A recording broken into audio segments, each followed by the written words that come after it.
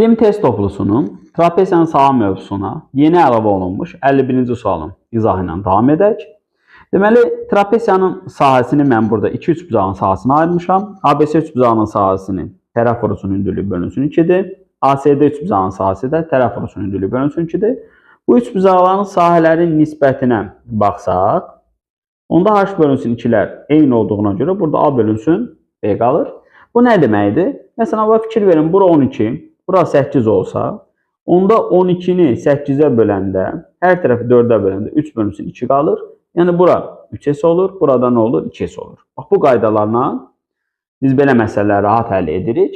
İndi sualın şərtinə baxaq. Deyir ki, AC iti bucağın tən bölənidir. Onda burada alfa olur çarpazlıqdan, paralellikdən. Və AB-ni 8 verib, deməli, burada 8-dir. Onda bu oturacaq lazımdır bizə. Gəlirik bu münasibətə. ABC üçbucağın sahəsinə 2S desəm, trapesiyanın sahəsi 5S olur.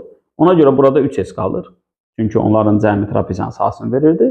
Onda bu nisbətə görə biz gəlib bura 2S, burada nə yazacaq? 3S, S-lər ixtisar edəcək. Və A-nın yerinə 8 yazanda buradan rahat B-nin 12 olduğunu alarıq. Növbəti izahda görüşərik.